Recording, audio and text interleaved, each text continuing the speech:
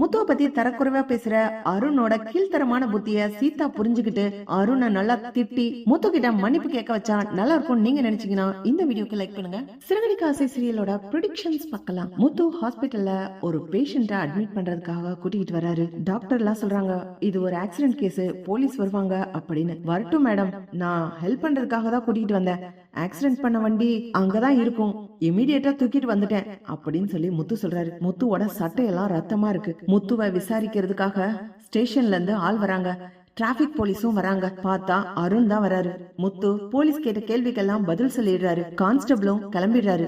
ஆனா அருண் மட்டும் அங்கேயே இருக்காரு. முத்து பார்த்துட்டு, என்ன இது வம்புலுக்காம போகாது போல இருக்கே, எதுக்கு இந்த ஆள் மட்டும் இங்கே நின்னுகிட்டு இருக்காரு அப்படின்னு அருணை பார்த்துட்டு மனசுக்குள்ளேயே முணங்கிக்கிட்டு இருக்காரு முத்து. அருண் யோசிக்கிறாரு, சீதா இன்னைக்கு தலை வலிக்குதுன்னு சொல்லி ஹாஸ்பிட்டலுக்கு லீவ் போட்டா, அப்படின்னா அவ இன்னைக்கு ஹாஸ்பிட்டல் வரமாட்டா. சரி, இந்த ஆள சும்மா உரண்டை இழுத்து பாப்போம் அப்படின்னு நினைக்கிற அருண், என்ன சமூக சேவைன்னு இப்ப ஆளாளுக்கு எல்லாத்தையும் கையில எடுத்துறீங்களா என்ன? யோ, நீ ஏன் ஆக்சிடென்ட் பண்ணிட்டு ஹெல்ப் பண்ற மாதிரி தூக்கிட்டு வந்துட்டியா, இல்ல உண்மையிலே ஹெல்ப் பண்ணியா அப்படின்னு வேணும்னே முத்துவ வம்புக்கு இழுக்கிறாரு அருண். முத்துவும், சார் இப்போ நீங்க டிராபிக் கான்ஸ்டபிளா பேசுறீங்களா இல்ல சீதாவோட ஹஸ்பண்ட் அருணா பேசுறீங்களா அப்படின்னு முத்து கேக்குறாரு. இங்க பார், ரெண்டுமே நான் தான், நான் எப்படி வேணாலும் கேள்வி கேட்பேன். மிஸ்டர் அருண், இது சீதா வேலை பாக்குற ஹாஸ்பிட்டல், கொஞ்சம் ஞாபகம் வச்சுக்கோங்க. சீதா முன்னாடி நான் உங்ககிட்ட எதையும் பேச விரும்பல, போறீங்களா அப்படின்னு முத்து சொல்றாங்க.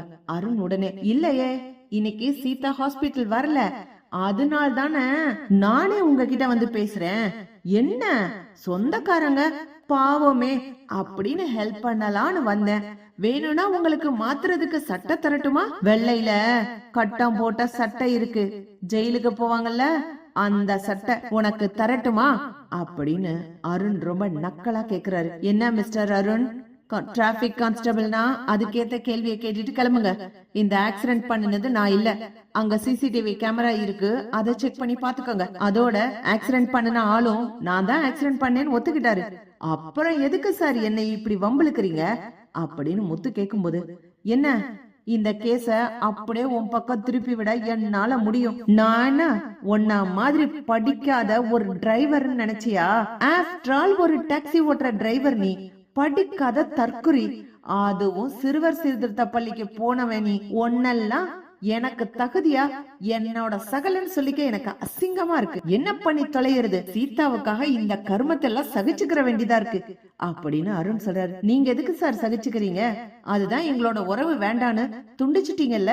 சீதா தான் இப்ப எங்களோட பேசுறது இல்ல, நீங்க மட்டும் எதுக்கு சார் என்கிட்ட வந்து பேசுறீங்க? அதுவும் போக நான் எந்த தப்பும் பண்ணல, அதனால ஜெயிலுக்கு போக வேண்டிய அவசியமும் இல்ல. என்கிட்ட என் டாக்ஸி ஓட்டுறதுக்கான யூனிஃபார்ம் இருக்குது, நான் அந்த ட்ரெஸ்ஸ மாத்திக்கிறேன் சார், நீங்க உங்க வேலையை பார்த்துட்டு கிளம்புங்க அப்படின்னு முத்து ரொம்ப தன்மையா பேசிக்கிட்டு இருக்காரு. அருண் யோசிக்கிறாரு, என்னடா இவன் எதை சொன்னாலும் அமைதியா இருக்கான், வாய் திறந்து வம்புக்கு வரவே மாட்டேங்கிறானே அப்படின்னு அருண் மறுபடியும், யோ அன்னைக்கு டீ கடையில நான் உன்னதான் சொன்னேன், உன்னால குழந்தை பெத்துக்க முடியாது, நீ இன்னொரு குழந்தைய தத்தெடுக்கிறன்றதுக்கு தான் சொன்னேன் தெரியுமா? ஆனா நீ அடிச்சு என் சட்டையை கிழிச்ச, அதை என்னமோ பெரிய வீரோன்னு நினைச்ச. உன் சட்டையை கலட்டுற ஒரு நாள் வரும், அதுக்காக தான் வெயிட் பண்ணிக்கிட்டு இருக்கேன். அந்த நாள் நீ என் சட்டையை கிழிச்சில, அதை நான் மறக்கவே மாட்டேன், பழிக்கு பழி வாங்குவேன் அப்படின்னு அருண் சொல்றாரு. நீங்க என்னதான் சொன்னீங்கன்னு எனக்கு தெரியும், அதுக்காக பழி வாங்குவீங்கன்னு எனக்கு தெரியும். சீதா கிட்ட பொய்யா சொல்லி சீதாவோட மனச மாத்திட்டீங்கன்னு எனக்கு தெரியும். அந்த நேரம் எனக்கு கோபம் வந்துருச்சு, சண்டை போட்டுட்டேன், சட்டையை கிழிச்சிட்டேன், முடிஞ்சிருச்சு. வேணும்னா அதுக்காக நான் மன்னிப்பு கூட கேக்குறேன், விடுங்க சார். நீங்க படிச்சவங்க, ஒரு பெரிய போலீஸ்காரரு, நீங்க இப்படி தரந்தாழ்ந்து என்கிட்ட வந்து வம்புக்கு இழுக்கலாமா?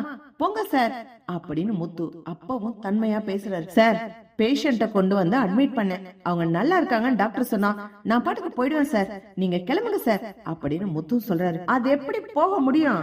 இந்த சட்டையில வெறும் ரத்த கரை மட்டும் தானே இருக்கு, இத வச்சு மறுபடி உன்னை உள்ள தூக்கி வச்சு 2 வருஷமாவது உன்னை ஜெயில் கம்பி என்ன வைக்கணும், அதுதான்டா என்னோட ஆசையே. சீதாவோட அக்கா ஹஸ்பண்டா நீ? சீ, எனக்கு இது பிடிக்கவே இல்ல. மீனா கிட்டே எத்தனையோ தடவை சொல்லிட்டேன் இந்த ஹஸ்பண்ட் உங்களுக்கு வேண்டான்னு, அவங்களுக்கு ஒண்ணுமே புரியல. ஆனா நீ எனக்கு சகலையா இருக்குது எனக்கு சுத்தமா பிடிக்கல, அதனால நீ எல்லாம் வெளியில தெரியக்கூடாது, என் சட்டையை வேணா புடிச்சு பாரு அப்படின்னு அருண் வேணும்னே வாயை கொடுக்கறாரு. முத்து சொல்றாரு, அடச்ச இந்த சனிய வம்புலுக்கு ஆரம்பிச்சிருச்சு, இனி சடப்பினி பூ வைக்காம போகாது போல இருக்கே, நாம கிளம்பிடுவோம் அப்படின்னு முத்து வேகமா கிளம்ப பாக்குறாரு. அருண் போக விடாம வலிய மறிச்சு மறிச்சு நிக்கிறாரு. சார் நான் வெளியில போகணும், விடுங்க, எனக்கு அடுத்த கஸ்டமர் காத்துட்டு இருப்பாங்க, நான் வீட்டுக்கு போய் ட்ரெஸ்ஸ மாத்திட்டு குளிச்சுட்டு வரணும் சார் அப்படின்னு முத்து சொல்றாங்க. டேய், மனசு பூரா அழுக்கு இருக்கு, நீ எல்லாம் என்னடா குளிச்சு உடம்ப சுத்தம் பண்ண போற? திரும்பவும் சொல்றேன், உன்னால எல்லாம் புள்ள பெத்துக்கவே முடியாது அப்படின்னு அருண் சொல்றாரு. முத்து அப்பவும் ரொம்ப அமைதியா இருக்காரு. மறுபடியும் அருண் முத்துவ வம்பிழுக்கும் போது இதுக்கு மேல பொறுத்திருக்க முடியாது அப்படின்னு அருணை ஓங்கி ஒரு அறை விடுறாங்க. டேய், என்ன நினைச்ச? இங்கேயும் கேமரா இருக்கு, என்னைய வம்பிழுத்த அடிச்சுட்டேன், நான் உன்னை சும்மா விட மாட்டேன், இதையே ஒரு கேஸா போட்டு உன்னை 2 வருஷம் உள்ள தள்ளுறனா இல்லையான்னு பாரு அப்படின்னு அருண் சொல்லும் போது பின்னாடி இருந்து ஒரு கிளாப் சவுண்ட் கேக்குது. பார்த்தா சீதா உள்ள வராங்க. அருண் உடனே முத்துவோட சட்டையில இருந்து கை எடுத்துட்டு, சீதா நீ எப்ப வந்த? தலைவலிக்குது, ஹாஸ்பிட்டல் வரலன்னு சொன்னியே. ஆமாங்க சொன்னேன், ஆனா ஹாஸ்பிட்டல் மேனேஜர் போன் பண்ணி கூப்பிட்டாரு, வேற வழி இல்லாம கிளம்பி வந்தேன், வந்ததும் நல்லதா போச்சு, நீங்க ஆரம்பத்துல இருந்து முத்து மாமா கிட்ட வம்பிழுத்தீங்கல்ல, அதை எல்லாத்தையுமே கேட்டுட்டேன், சீதா ஹாஸ்பிட்டலுக்கு வரலன்னு சொல்லி ஆரம்பிச்சீங்களே, அங்க இருந்து நான் கேட்டுக்கிட்டு தான் இருக்கேன், எதுக்குங்க உங்களுக்கு இந்த தேவையில்லாத புத்தி? மாமாவை நான் தப்பா நினைச்சு அவர்கிட்ட சண்டை போட்டுட்டேன், உங்க உறவே தேவையில்லைன்னு விட்டேன், எங்க அக்கா எங்களுக்காக அவ்வளவு கஷ்டப்பட்டவ, தான் சொந்த விருப்பு வெறுப்ப விட்டு கொடுத்துட்டு எங்களுக்காக கஷ்டப்பட்டு உழைச்சவ, படிப்பை விட்டுட்டு அந்த காலத்துல இருந்து எங்களுக்காக பூ கட்டி சம்பாரிச்சா, அவளை கூட நான் வேணான்னு தூக்கி எறிஞ்சிட்டு வந்தேன், எல்லாம் நீங்க சொன்னதுக்காக, உங்க மேல இருந்த நம்பிக்கைனால. இப்போ உங்க மேல இருந்த நம்பிக்கையே போச்சு, நீங்க இவ்வளவு தரக்குறைவா நடந்துக்கிறீங்களா? எதுக்காக முத்து மாமா கிட்ட இப்படி நடந்துக்கிறீங்க?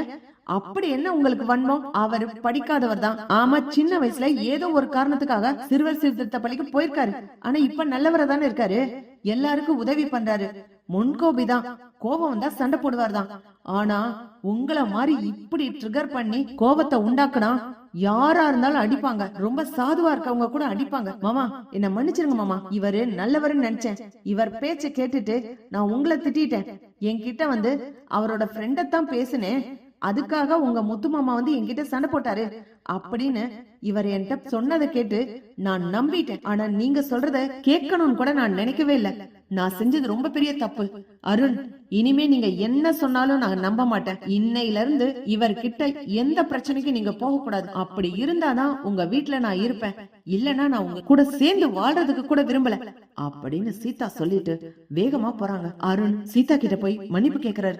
என்கிட்ட மன்னிப்பு கேட்ட என்ன பிரயோஜனம், நீங்க போய் மாமா கிட்ட மன்னிப்பு கேளுங்க அப்படின்னு சீதா அருணை திட்டி அனுப்புறாங்க. முத்து அதுக்குள்ள வீட்டுக்கே கிளம்பிடுறாரு. அருண் வந்து சீதா கிட்ட, அவர் அங்க இல்ல, கிளம்பிட்டாரு, நீங்க வீட்டுக்கு போங்க, அவர்கிட்ட மன்னிப்பு கேளுங்க, நான் செஞ்சது தப்பு அப்படின்னு மன்னிப்பு கேட்கணும், எல்லாரும் முன்னாடி மன்னிப்பு கேளுங்க, அண்ணாமலை மாமா அவர் அடிச்சாருல, அதுக்கு காரணம் நீங்க தானே, அவர் முன்னாடி மன்னிப்பு கேளுங்க அப்படின்னு அருணை சீதா திட்டி அனுப்புறாங்க. அருண் வேற வழியே இல்லாம முத்துவோட வீட்டுக்கே போய் அண்ணாமலை முன்னாடியே முத்து கிட்ட மன்னிப்பு கேக்குறாரு. இப்படி போனா நல்லா இருக்கும். பார்க்கலாம் ஃப்ரெண்ட்ஸ், லைக் பண்ணுங்க, ஷேர் பண்ணுங்க, கமெண்ட் பண்ணுங்க. Thank you friends.